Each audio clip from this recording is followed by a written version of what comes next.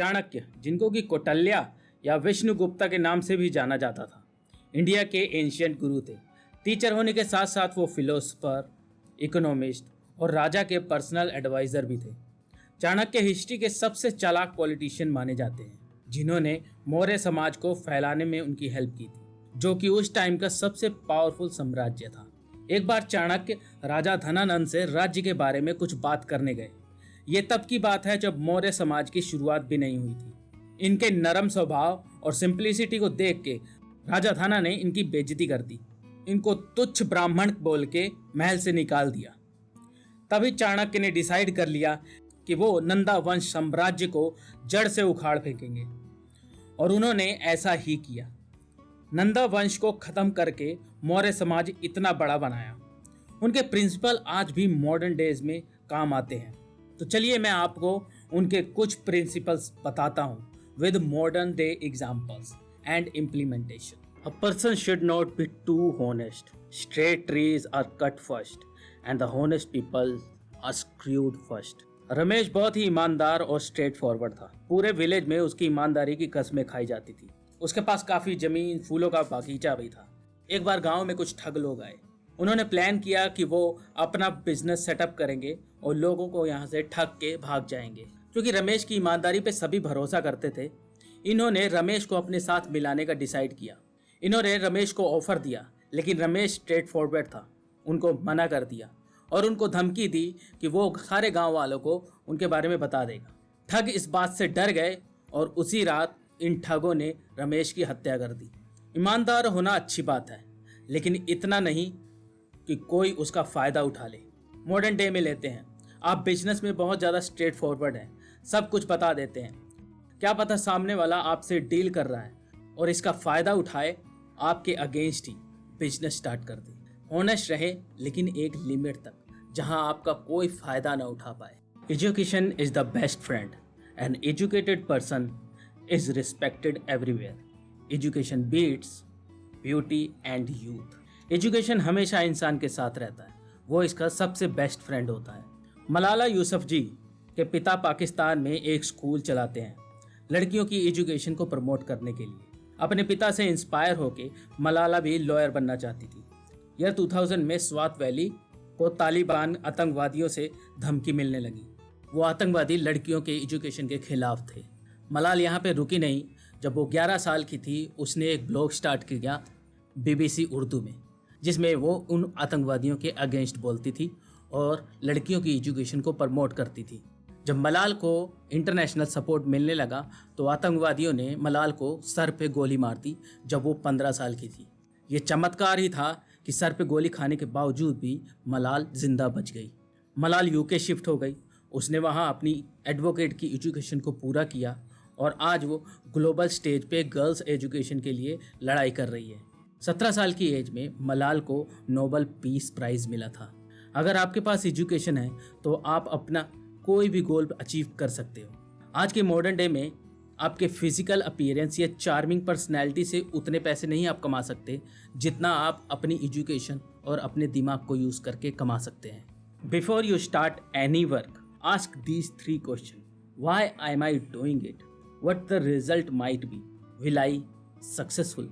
Only start when you have answer of these questions.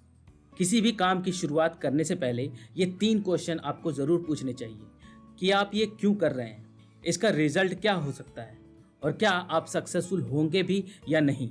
1950 में mount Everest पे आज तक कोई नहीं जा पाया था। न्यूजीलैंड के माउंटेनियर एडमंड हेलवे एंड टेजिंग नॉर्गवे ने इस पे जाने का डिसीजन लिया, लेकिन इस पे जाने से पहले दोनों ने ये चाणक्य नीति का इस्तेमाल किया और अपने आप से 3 क्वेश्चन पूछे। Why are they doing it? क्योंकि माउंट एवरेस्ट पे चढ़ना एक चैलेंज था जो उनके फिजिकल और मेंटल एबिलिटी को चेक कर सकता था। What might be the result? दोनों जानते थे कि इसका रिजल्ट बहुत भारी हो सकता है, उनकी जान भी जा सकती है, लेकिन इस पे जाने से पूरी दुनिया में वो फेमस हो जाएंगे। रिजल्ट उनको इस रिस्क से ज़्यादा बड़ा लगा और इसीलिए उन्होंने चढ़ाई का डिसीजन लिया। Will they successful? उनकी हार्ड ट्रेनिंग और अच्छी प्रैक्टिस की वजह से उनको यकीन था कि वो सक्सेसफुल जरूर होंगे। जब इन तीनों क्वेश्चन का उनको सेटिस्फैक्ट्री आंसर मिल गया, तब जाके उन्होंने माउंट एवरेस्ट पे चढ़ाई स्टार्ट की। आज इस नीति को स्टूडेंट को समझने की सबसे ज़्यादा ज़रूरत है, जो बिना कुछ ज़्यादा सोचे समझे किसी भी एजुकेशन को सिलेक्ट कर लेते हैं और उसी अकॉर्डिंग अपना करियर भी सिलेक्ट कर लेते हैं, जो कि उनको लाइफ में कभी भी सक्सेसफुल नहीं बनाता। लाइफ में जितने भी सबसे बड़े डिसीजन हैं आपके हैं, उस टाइम पे आप ये 3 क्वेश्चन जरूर पूछें और देखिए आप कभी भी लाइफ में अनसक्सेसफुल नहीं होंगे। लाइफ के हर मोड़ पे आपको हमेशा सक्सेस मिलेगी। As soon as fear approaches near, attack and destroy it. डर इंसान का सबसे बड़ा दुश्मन होता है। ये कभी इंसान को बड़ा नहीं होने देता, लेकिन टाइम के साथ साथ ये खुद को बहुत ज़्यादा बड़ा बना लेता है। इससे पहले कि ये इतना बड़ा हो जाए कि आपको आगे बढ़ने ही ना दे, इसको तुरंत आपको डिस्ट्रॉय कर देना है। वर्ल्ड वार 2 के दौरान दिसंबर 1944 फ्रेंडली फोर्स यूरोप के काफ़ी अंदर जा चुकी थी। जर्मन आर्मी ने एक सरप्राइज प्लान लॉन्च किया जिसका नाम था बैटल ऑफ बल्ज। जर्मन के इस अचानक हमले से यूरोप की फ्रेंडली फोर्स डर गई। American commander general George S Patton, जैसे ही इनके पास जर्मन के अटैक की खबर आती है, उन्होंने अपने सभी सैनिकों को मोटिवेट किया और चाणक्य की ये नीति इम्प्लीमेंट की। हमने सभी सैनिकों को मोटिवेट करते हुए कहा हम हमला करेंगे और किसी को अगर डाउट है कि हम जीतेंगे या नहीं तो फिर से हमला करेंगे। जब जब किसी भी सैनिक को डर लगेगा तब वो हमला करेगा। कमांड की एक छोटी सी टुकड़ी जर्मन सैनिकों के अगेंस्ट लगा दी गई। इस बोल्ड डिसीजन की वजह से जर्मन्स का battle of bulge mission fail हो गया। आप जिस चीज़ से भी डरते हो तुरंत उस काम को करना स्टार्ट कर दो। आपका ये डर सिर्फ और सिर्फ एक्शन लेने से खत्म होगा। दुनिया भर की प्लानिंग करने से कुछ भी नहीं होगा। The person should not be too much talkative but speak sensibly whenever it is necessary. कम बोलना और जरूरत पड़ने पे बोलना एक समझदार इंसान की निशानी होती है। अगर बिना बोले आपका काम हो सकता है तो कभी भी आपको बोलने की जरूरत नहीं होनी चाहिए। एक बार गांव में एक साधु थे। वो पूरे गांव में फेमस थे अपने नॉलेज, स्पिरिचुअलिटी और डिसिप्लिन लाइफ की वजह से। एक बार गांव में सूखा पड़ गया। लोग साधु के पास गए और सोचते थे कि साधु जी कुछ चमत्कार दिखाएंगे, भगवान से बात करके गांव में बारिश कराएंगे। ये बात तो साधु को भी पता थी, ये एक इम्पॉसिबल टास्क है। साधु अपने कुटिया में गए, थोड़ी देर मेडिटेशन किया और बाहर आए। उन्होंने कोई बड़े बड़े दावे नहीं किए कि वो बारिश करवा सकते हैं, बल्कि लोगों को पानी बचाने के लिए कहा, सस्टेनेबल फार्मिंग करने के लिए कहा और थोड़ा सा सब्र रखने के लिए कहा जब तक मौसम का सर्कल पूरा नहीं होता और बारिश फिर से शुरू नहीं होती। गांव वालों ने ऐसा ही किया। पानी की बचत की, ऐसी फसलें उगाई जिनमें पानी की कम ज़रूरत पड़ती है। थोड़े से इंतजार के बाद बारिश स्टार्ट हो गई। ऋषि ने बड़े बड़े दावे नहीं किए, बल्कि सोच समझ के पॉइंट टू पॉइंट बात की। ऋषि जानते थे कि बारिश अपने आप होती है, तब तक सिर्फ गांव वाले पानी बचाने का काम कर सकते हैं। आज के पॉलिटिशियन बिना सोचे समझे कुछ भी बोल देते हैं, जिससे बाद में उनको पछताना पड़ता है। बिना सोचे समझे बोलना, अधिक बोलना मंद बुद्धियों की निशानी होती है। समझदार बने, जहां बोले वहां सोच समझ के बोले। The wise man should restrain his senses like a crane and accomplish his purpose with due knowledge of his place, time and ability.